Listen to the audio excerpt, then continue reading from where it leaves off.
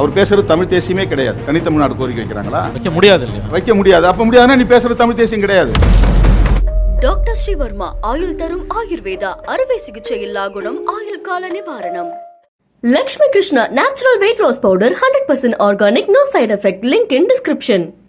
MCR Pure Cotton Club formals and casual shirts. நமக்கு திராவிடம்ங்கிற சொல்லு தேவையில்லைன்னு என்ன சொல்லலாம். ஆனா அதுதான் தமிழ் தேசியத்தையே முட்டுக்கட்டையா இருந்துச்சு. பெரியாரால தான் தமிழர்களே எழுச்சி பெறாம போனாங்க. பெரியாரை ஒழிச்சாதான் தமிழ் தேசியத்தை கொண்டு வர முடியுங்கிறது தவறு. தனித்தமிழ்நாடு கோரிக்கை தான் தமிழ் தேசியமா இருக்க முடியும். இவர் தேர்தலில் நிற்கிறார். அப்ப இந்தியாவை ஏத்துக்கிட்டாருன்னா, இந்திய தேசியத்தை ஏத்துக்கிட்டாருன்னா தமிழ் தேசியம் எங்க இருக்கும்? நீங்க தமிழ் தேசியம் பேசுறதுனா இந்த கான்ஸ்டிடியூஷன் நான் ஏத்துக்கல, இந்த எலெக்ஷன் நான் நிக்க மாட்டேன், எங்க தமிழ்நாடு தனி நாடு, எங்களை இந்த இந்தியாவுக்குள்ள வச்சிருக்காதீங்க, நாங்க தனி தமிழ்நாடு வென்றெடுப்போம் சொல்லுங்க. பெரியாரை விமர்சிக்க கூடாதுலாம் கிடையாது. அவர் கருத்தியல் ரீதியா கடவுள் இல்லைன்னு ஏன் சொன்னாரு, கடவுள் இருக்கிறார் அப்படின்னு பேசுங்க. பார்ப்பன எதிர்ப்பு ஏன் வைத்தார், பார்ப்பன எதிர்ப்பு தப்பு. இப்ப பெரியார் பேசுறது ஒரு துவேஷ அரசியல், அதனால நான் எதிர்க்கிறேன் அப்படின்னு பேசுங்க, நம்ம விவாதிப்போம். கன்னட பற்று வைத்துக் கொண்டு தமிழை அவர் பழிக்கல. தமிழை ஏன் பழிச்சார்னா, தமிழ்ல அறிவார்ந்த செய்திகள் இல்லை, எல்லாம் புராண குப்பைகள் இருக்குன்றதுனால ஆத்திரப்பட்டாரு. அவர் உருவாக்கி வைக்கிற இந்த அரசியல் நாளைக்கு பிஜேபி ஆட்சி அமைப்பதற்கு வழிவகுக்குமே தவிர இவர் ஆட்சி அமைக்க முடியாது. அவர் ஏன் இதை இப்ப செய்யறான்னு நீங்க நினைக்கிறீங்க? இப்போ சமீபத்தில் கடந்த ஒரு 4 வாரங்களாக தமிழ்நாட்டில் வந்திருக்க பிரச்சனை பெரியார் குறித்த விமர்சனங்கள். பெரியார் குறித்த விமர்சனங்களில் இப்போ தலித் அமைப்புகளுக்குள்ளேயே கூட ஒரு மாறுபட்ட பார்வை பெரியார் மேலே இருக்கு. சீமான் இந்த பிரச்சனையை கிளப்பியிருக்காரு. இதை ஓவரால் இந்த இஷ்யூ நீங்கள் எப்படி பார்க்குறீங்க? அவர் ரொம்ப குதர்க்கவாதம் பேசுகிறார். ஒரு கருத்தியல் விவாதம்ங்கிறத நம்ம வரவேற்கலாம். பெரியாரை விமர்சிக்க கூடாதுலாம் கிடையாது. பெரியாரே சொல்லியிருக்கிறாரு, என் கருத்தை ஒருத்த மறுத்து பேசினான்னா அதை நான் முற்போக்கானதாக இருந்தால் அதை நான் வரவேற்கிறேன்னு சொல்லியிருக்கிறாரு. என்னுடைய கருத்தை நான் சொன்னங்கிறதுக்காக யாரும் ஏற்றுக்கூடாது, அதில் எது சரின்னு ஏற்றுக்க அப்படிங்கிறது தான். அது பெரியாரே ஒப்புக்கொண்ட ஒரு விஷயம் அது. அதனால் பெரியார் விமர்சனங்களுக்கு அப்பாற்பட்டவர் கிடையாது, அம்பேத்கரும் விமர்சனங்களுக்கு அப்பாற்பட்டவர் கிடையாது. ஆனால் சீமான் பேசு பெரியாரை கொச்சைப்படுத்துவதாகவும் அவதூறு பரப்புவதாகவும் தான் இருக்குது. அவர் கருத்தியல் ரீதியாக கடவுள் இல்லைன்னு ஏன் சொன்னார், கடவுள் இருக்கிறார் அப்படின்னு பேசுங்க. பார்ப்பன எதிர்ப்பு ஏன் வைத்தார், பார்ப்பன எதிர்ப்பு தப்பு, அவங்க சிறுபான்மையினர், சிறுபான்மை துவேஷம் கூடாது, பார்ப்பனர்கள் என்ன ஆதிக்கம் பண்ணிட்டாங்க, இவர் பார்ப்பனர்கள் எதுக்குறாரு, இது ஒரு சமூகத்துக்கு எதிரான வெறுப்பு அரசியல் தானே. இப்போ பெரியார் பேசுகிறது ஒரு துவேஷ அரசியல், அதனால் நான் எதுக்குறேன் அப்படின்னு பேசுங்க, நம்ம விவாதிப்போம். அப்படின்னு பேசுங்க, விவாதிப்போம். ஆனால் பெரியார் பேசின அரசியல் தான் தமிழ் தேசியத்திற்கு எதிராக இருக்குது அப்படின்னு சொல்கிறதும், பிறமொழி வெறுப்பை விதைப்பதும் எல்லாம் டோட்டலாக அவர் தமிழ் தேசியம் பேசலை. அவர் ஒரு வெறுப்பு அரசியலை பார்ப்பன அரசியலுக்கு அல்லது இந்த சனாதன அரசியலுக்கு துணை போகக்கூடிய ஒரு அஜெண்டா தான் அவர்கிட்ட இருக்குது. அவர் பேசுகிறது தமிழ் தேசியமே கிடையாது. தேசியங்கிற சொல்லே முதல்ல தமிழ் சொல் கிடையாது. அப்படி பார்த்தா தூய தமிழ்னு வரணும்னா தேசியங்கிற சொல்லே தமிழ் சொல் கிடையாது. தமிழ் தேசம் அப்படிங்கிறது தமிழரசன் பேசின அரசியல், அது தமிழ் தேசியம். எங்களுக்கு தனித்தமிழ்நாடு வேணும், நாங்கள் இந்திய பேராதிக்கத்தின் கீழே இருக்க மாட்டோம், எங்களுக்கு இந்திய தேசியம் வேண்டாம், நாங்கள் தனித்தமிழ்நாடு கோருகிறோங்கிறது தான் தமிழரசன் பேசின அரசியல். தனித்தமிழ்நாடு கோரிக்கை தான் தமிழ் தேசியமாக இருக்க முடியும். இப்போ நாம் பேசுகிறது மொழி உரிமையும் இன உரிமையும் உள்ளடங்கிய இந்திய தேசத்திற்குள் கட்டுப்பட்ட ஒரு அரசியல். இப்போ இவர் தேர்தலில் நிற்கிறார் அப்படின்னா இந்த எலக்டோரல் சிஸ்டத்தை ஏற்றுக்கிறாரு, அப்படின்னா இந்த கான்ஸ்டிடியூஷனை ஏற்றுக்கிறாரு, அப்படின்னா இந்த இந்தியாவையும் ஏற்றுக்கிறாரு. அப்போ இந்தியாவை ஏற்றுக்கிட்டாருன்னா, இந்திய தேசியத்தை ஏற்றுக்கிட்டாருன்னா தமிழ் தேசியம் எங்கே இருக்கும்? தமிழீழ தேசியங்கிறது சிங்கள பேரினவாதத்தை மட்டுமே எதிர்க்கல. எங்களுக்கு வேறு எங்கள் தமிழ் மொழியையும் ஆட்சி மொழியாக வச்சுக்கின்னு அவங்க கோரிக்கை வைக்கல. எங்களையும் ஒரு தேசிய இனமாக அங்கீகரித்து எங்களுக்கு அமைச்சர் பதவி கொடுங்கன்னு அவர் கேட்கல, முதலமைச்சர் பதவி கொடுங்க கேட்கல. முதலமைச்சர் தரேன்னு சொல்லி வேணான்ட்டார்ல அவர். அதை வடக்கு கிழக்கு மாகாணத்தை ஒரே ப்ராவின்ஸாக மாற்றி அந்த ப்ராவின்ஸுக்கு அவர் முதலமைச்சர் ஆக்கிறோன்னு தானே சொன்னாங்க. அதுதானே 13th அமெண்ட்மெண்ட்டு. அதை அவர் ஏற்றுக்கல. அப்போ அவருடைய கோரிக்கை என்ன? நாங்கள் வேற நீங்கள் வேற, எங்களுக்கு தனியாக எங்கள் தாயகத்தை பிரித்து கொடுங்க. அதான் தாயகம் தேசியம் தன்னுரிமைங்கிறது, தன்னாட்சிங்கிறது. தாயகம் தேசியம் தன்னாட்சி, எங்கள் நிலப்பரப்பை எங்கள் தாயகமாக ஏற்றுக்குங்க, எங்களுடைய அரசியல் எங்களை ஒரு தேசியமாகவும் தேசிய இனமாகவும் ஏற்றுக்குங்க, அதனால் எங்களை நாங்களே ஆண்டு கொள்வதற்கான இறையாண்மையை எங்கள்கிட்ட ஒப்படைங்க.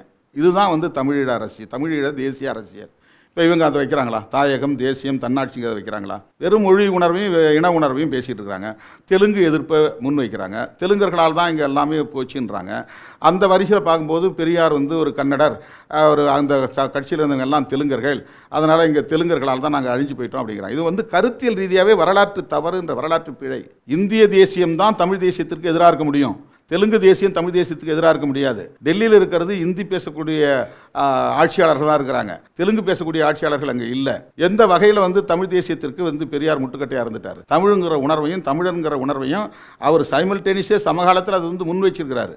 தமிழை ஏன் பழிச்சார்னா தமிழில் வந்து அறிவார்ந்த செய்திகள் இல்லை, எல்லாம் புராண குப்பைகள் இருக்குன்றதுனால ஆத்திரப்பட்டார். காட்டு மிராண்டி காலத்தில் இருந்து அதே மொழியாக தான் இது வளர்ச்சி, இன்னும் வளர்ச்சி அடையலை, ஒரு நவீனமாக அப்டேட் ஆகலை, சயின்ஸ் அண்ட் டெக்னாலஜிக்குள்ளே வரல, அதுக்கான டெர்மினாலஜி அதுக்கான சொல்லகராதிகள் இதில் இல்லை அப்படிங்கிற ஆத்திரத்தில் அவர் சொன்னார். ஒரு விரக்தியின் விளிம்பில் இருந்து அதை சொன்னாரே தவிர கன்னட பற்று வைத்துக்கொண்டு தமிழை வந்து அவர் பழிக்கலை. அவர் என்ன தோற்றத்தை உருவாக்குறாருன்னா ஒரு கன்னடராக இருந்ததுனால தான் தமிழர்களை வந்து கொச்சைப்படுத்தியிருக்கிறாருன்றார். தமிழ் அறிஞர்கள் பங்களிப்புங்கிறது வேற, ஒரு அரசியல் களத்தில் நின்று ஒருத்தர் செய்யக்கூடிய பங்களிப்புங்கிறது வேற. அண்ணா பேசுனது எல்லாரும் தமிழறிஞர்கள் பேசியிருக்கிறாங்க. ஆனால் அண்ணா ஏன் நம்ம ஒரு ஐக்கனாக பார்க்குறோன்னா அவர் அரசியல் களத்தில் நின்று பேசினார். அதே மாதிரி அம்பேத்கர் பேசின அரசியல் அதுக்கு முன்னாடி எவ்வளோ பேர் பேசியிருக்கிறாங்க. ஆனால் அம்பேத்கர் அரசியல் களத்தில் நின்று செஞ்சதுனால நம்ம தூக்கி பிடிக்கிறோம். அரசியல் களத்தில் நின்று செய்யக்கூடிய பங்களிப்பை நம்ம இலக்கிய தளத்தில் நின்றவங்கள கூட வந்து ஒப்பிடக்கூடாது. மாப்போசி காலத்தில் பேசின அரசியல் வந்து அவங்களும் அன்னைக்கு வந்து திராவிட வெறுப்புங்கிறத முன்னிறுத்தி தான் பேசினாங்களே தவிர தனித்தமிழ்நாடு கோரிக்கை யாரும் வைக்கலையே. மாப்போசி தனித்தமிழ்நாடு கோரிக்கை வச்சாரா, அல்லது வேற யாராவது தனித்தமிழ்நாடு கோரிக்கை வைக்கிறாங்களா? இப்போ இவங்களே தனித்தமிழ்நாடு கோரிக்கை வைக்கிறாங்களா? வைக்க முடியாது இல்லையா? வைக்க முடியாது. அப்போ முடியாதுன்னா நீ பேசுகிற தமிழ் தேசியம் கிடையாது. அது மொழி உரிமை, இன உரிமை, எவ்வளவுதான். நீ கான்ஸ்டிடியூஷனை ஏற்றுக்கிட்டு எலெக்ஷனில் நிற்கிறீங்கன்னு சொன்னால் நீங்கள் பேசுறது போலி, அது தமிழ் தேசியமாக இருக்க முடியாது. நீங்கள் தமிழ் தேசியம் பேசுறதுனா இந்த கான்ஸ்டிடியூஷனை நான் ஏற்றுக்கல, இந்த எலெக்ஷனில் நான் நிற்க மாட்டேன், எங்கள் தமிழ்நாடு தனி நாடு, எங்களை இந்த இந்தியாவுக்குள்ளே வச்சிருக்காதீங்க, நாங்கள் தனி தமிழ்நாடு வென்றெடுப்போம்னு சொல்லுங்கள். யாரும் சொல்ல முடியாது, அப்படி வெளிப்படையாக சொல்ல முடியாது. அப்போ எதுக்காக நீங்கள் பெரியாரை கொச்சப்படுத்துறீங்க? பெரியார் எப்படி தமிழ் தேசியத்துக்கு முட்டுக்கட்டையாக இருக்க முடியும்? பெரியாருடைய அரசியல் முழுக்க பார்ப்பனிய எதிர்ப்பு, பார்ப்பன ஆதிக்க எதிர்ப்பு, சனாதன எதிர்ப்பு. அதனால தான் திராவிடங்கிற சொல்லாடலே வருது. திராவிடத்தை பெரியார் கண்டுபிடிக்கல. திராவிடங்கிற சொல் வந்து பண்டிதர் அயோத்திதாசரால் தான் இங்கே முழக்கத்துக்கே வருது. அவர் தான் திராவிடங்கிற சொல்ல முதல்ல கையாளுறாரு. அதுக்கு முன்னாடி எத்தனை பேர் பயன்படுத்தியிருக்கலாம். ஆனால் ஆரியத்திற்கு எதிரான ஒரு சொல்லாடலாம் திராவிடத்தை கையாண்டவர் பண்டிதர் அயோத்திதாசர். அப்படி துணிச்சல் இருந்தால் நீங்கள் பண்டிதர் அயோத்திதாசர் விமர்சனம் பண்ணுங்க. திராவிடத்தை அவர் தான் முதல்ல அறிமுகப்படுத்தினார். ஆதி திராவிடங்கிற சொல்ல இவர் ரட்டமலை சீனிவாசன் அறிமுகப்படுத்தினார்.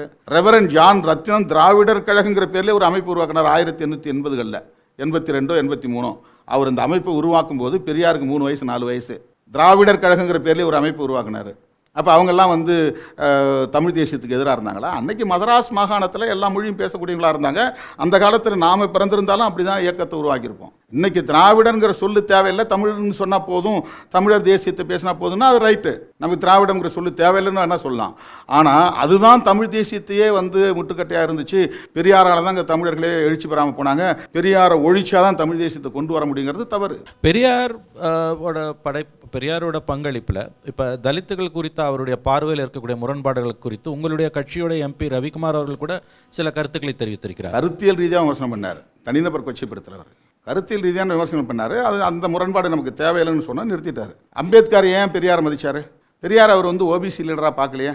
தமிழ்நாட்டுக்கு வரும்போதெல்லாம் அம்பேத்கர் வந்து பெரியாரை வந்து சந்திக்கிற ஒரு சூழல் இங்கே இருந்துச்சு. பெரியார் தேடி போய் அம்பேத்கரை பார்த்துருக்கிறாரு. 2 பேருமே மியான்மரில் சந்திச்சிருக்கிறாங்களே.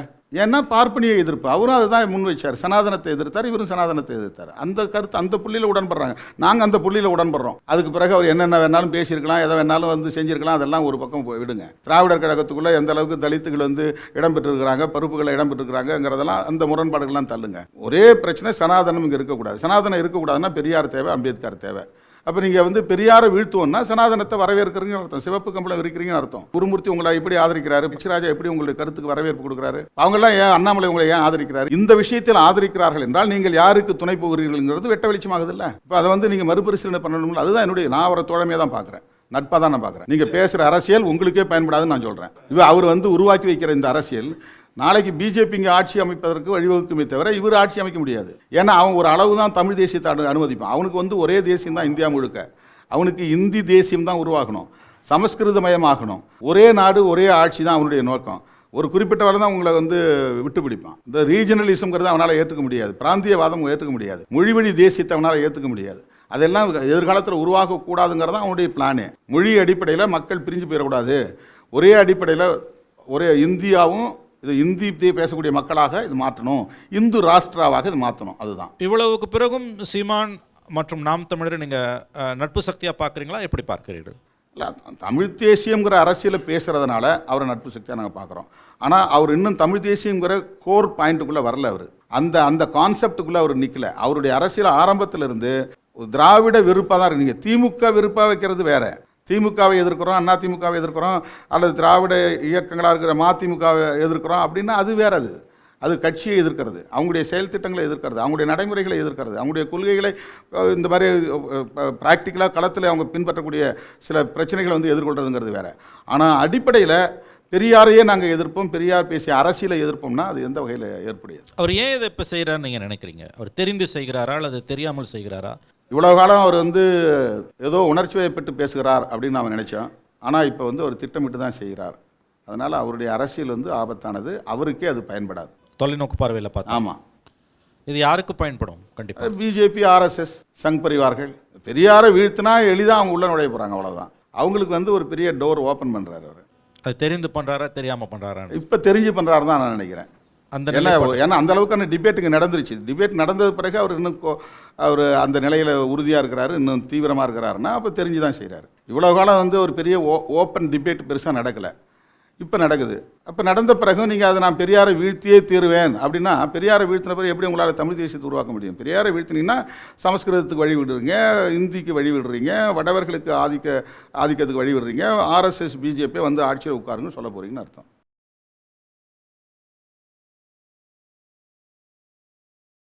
டாக்டர் ஸ்ரீவர்மா ஆயுள் தரும் ஆயுர்வேதா அறுவை சிகிச்சை இல்லா குணம் ஆயுள் கால நிவாரணம். Lakshmi Krishna Natural Weight Loss Powder 100% Organic No Side Effect. Link in description. MCR Pure Cotton Club, Formals and Casual Shirts.